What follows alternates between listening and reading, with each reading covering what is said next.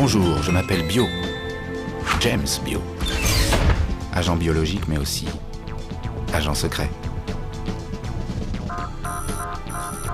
Ah, c'est mon chef. Bonjour, chef. Bonjour, James. Je viens de recevoir un rapport confidentiel de notre équipe d'observateurs du monde des humains. D'après ce document, de nombreux travailleurs ont récemment été contaminés par certains des nôtres.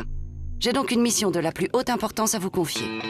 Vous devrez enquêter sur les risques biologiques encourus par les humains sur leur lieu de travail. D'accord, chef. J'y vais tout de suite.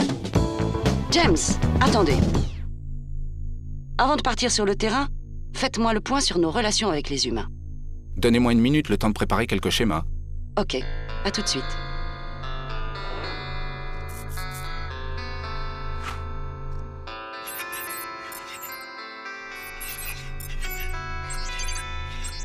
Je vous écoute, James.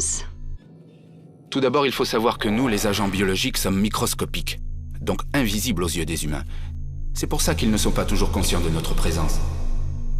Nous sommes des êtres vivants. Et les humains nous ont rangés en 4 grandes familles. Les virus, les bactéries, les champignons microscopiques, comme les levures ou les moisissures, et les parasites. Et ils ont ajouté une 5e famille un peu particulière, les prions. Très bien, poursuivez. Nous sommes naturellement présents dans l'environnement.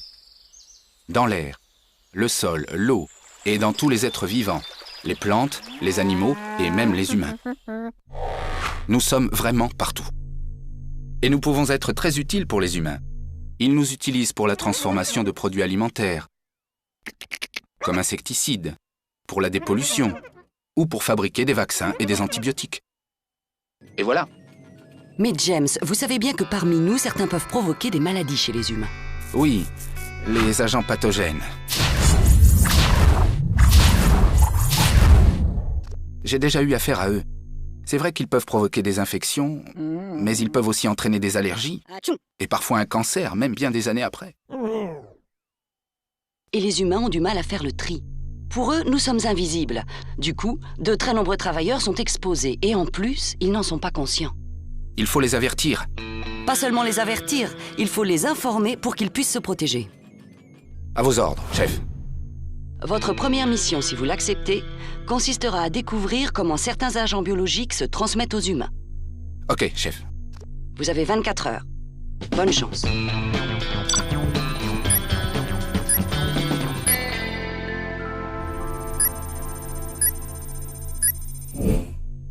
James ? Agent bio au rapport, chef. Agent bio, vous avez failli être en retard. Bon. Alors, cette transmission. Au départ, il y a toujours une source d'infection où les agents s'accumulent. Cette source peut être vivante, comme un être humain ou un animal, ou inanimée, comme un objet contaminé, le sol ou l'eau. Cette source est en somme un réservoir. Ensuite, il y a risque d'infection quand les agents pathogènes sortent du réservoir, ou quand le travailleur accède à ce réservoir. Les agents qui ont réussi à sortir peuvent atteindre le travailleur de différentes manières. Dans le cas de la grippe ou de la tuberculose, c'est par l'air. Dans le cas d'une mycose cutanée ou de la rage, c'est par simple contact. Parfois, les humains transportent eux-mêmes les agents avec leurs mains contaminées, en se frottant les yeux, en mangeant ou en fumant. Et certains agents se font transporter par de petites bêtes comme la tique ou par un objet porté à la bouche. Un stylo posé sur une surface contaminée puis mâchouillé, par exemple. Comme vous l'avez sans doute déjà compris, ces agents biologiques peuvent attaquer de différentes manières. Par voie respiratoire, par voie digestive, par les muqueuses, comme en cas de projection dans les yeux, à travers la peau, par simple contact ou à travers une blessure. Il existe donc plusieurs portes d'entrée possibles dans le corps des humains. Bon, pour résumer, on a d'abord un réservoir d'où les agents peuvent s'échapper par des portes de sortie. Ils peuvent alors parvenir jusqu'aux portes d'entrée du corps humain. C'est ce qu'on appelle la chaîne de transmission. Toutes les entreprises, quel que soit le secteur concerné, devraient la connaître et l'appliquer pour évaluer les risques biologiques dans leur activité. Et de très nombreux travailleurs sont concernés. Oui, peut-être même plus qu'on ne croit. Votre nouvelle mission, si vous l'acceptez, consistera donc à étudier les situations où ils peuvent être exposés à ces agents pathogènes. J'accepte la mission, chef. Bonne chance.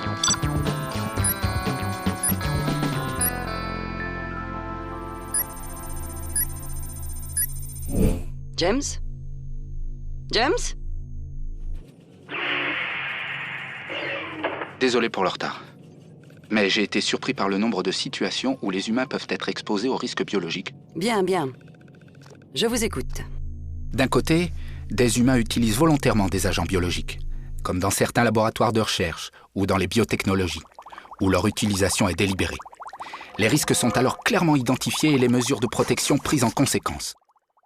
Mais le plus souvent, des agents biologiques peuvent être présents sans que cela soit voulu.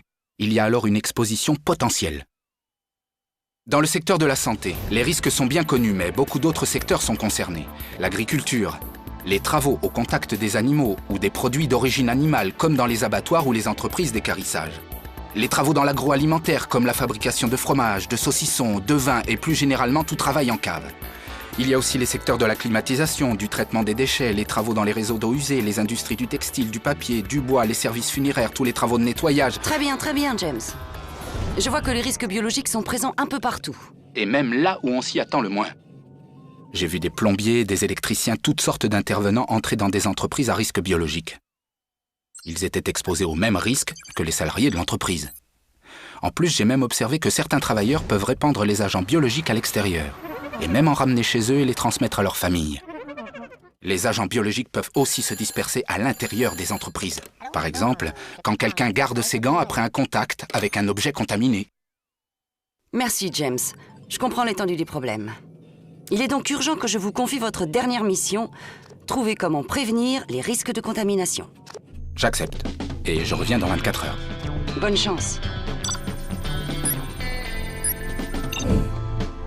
Déjà ? C'est évident. Pour prévenir les risques de contamination, il suffit de rompre la chaîne de transmission. Rompre la chaîne de transmission ? C'est vrai, James. Mais je voudrais savoir ce qu'on peut faire concrètement sur le terrain.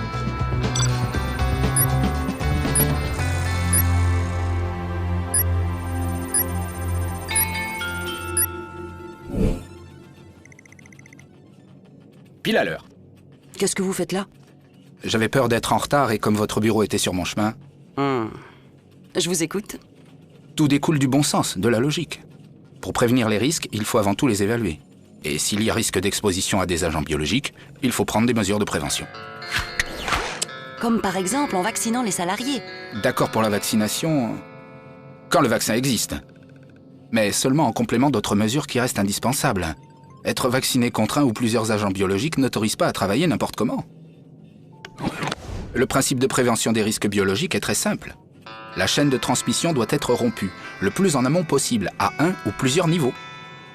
D'accord, James. Mais concrètement, comment les humains peuvent-ils rompre cette chaîne ? D'abord, la prévention collective.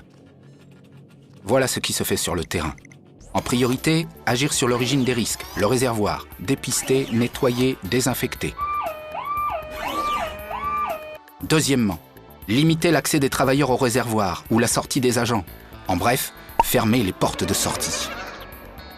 Par exemple, mécaniser certaines tâches, revoir la conception des locaux, du matériel, réorganiser le travail. Troisièmement, tenir compte du mode de transmission de l'agent concerné. Mettre en place une ventilation adaptée, si nécessaire dératiser ou désinsectiser. Très bien, James. Je vois que la protection collective semble indispensable et très efficace. Mais si elle se révèle difficile à mettre en place ou insuffisante, que peuvent faire les humains ? Dans ce cas, il leur reste à protéger les portes d'entrée. Ça passe bien sûr par des mesures d'hygiène, comme le lavage des mains après tout contact avec le réservoir, et systématiquement avant de manger, de fumer ou d'aller aux toilettes. Mais encore faut-il qu'ils aient les moyens de se laver les mains. C'est vrai. Et tout doit être mis en œuvre pour que les travailleurs aient facilement accès à des installations sanitaires adaptées et pratiques. Aussi bien dans l'entreprise qu'en cas d'intervention à l'extérieur. Et il faudra aussi qu'ils changent de tenue lorsqu'ils changent de poste ou avant de rentrer chez eux. Et ça suffit dans tous les cas ? Et non. Les travailleurs peuvent aussi avoir besoin de gants, de tabliers, de masques de protection respiratoire ou de lunettes anti-projection. En bref, d'équipements de protection individuels. Pour finir, une fois que les procédures de prévention sont déterminées, il faudra évidemment que le personnel de l'entreprise et les intervenants extérieurs soient informés et formés. C'est ce qu'on appelle la chaîne de transmission. Bravo, James. J'ai maintenant suffisamment d'éléments pour pouvoir informer les humains. Les agents biologiques sont invisibles et certains peuvent représenter un danger pour la santé. Il faut donc évaluer les risques biologiques dans toutes les entreprises, au même titre que les risques chimiques ou mécaniques. Et prendre les mesures adaptées. Vous avez tout compris, chef. En fait, je voudrais... Une seconde, agent Vio. On ne sait jamais. Il ne faut pas exagérer, tout de même. Merci.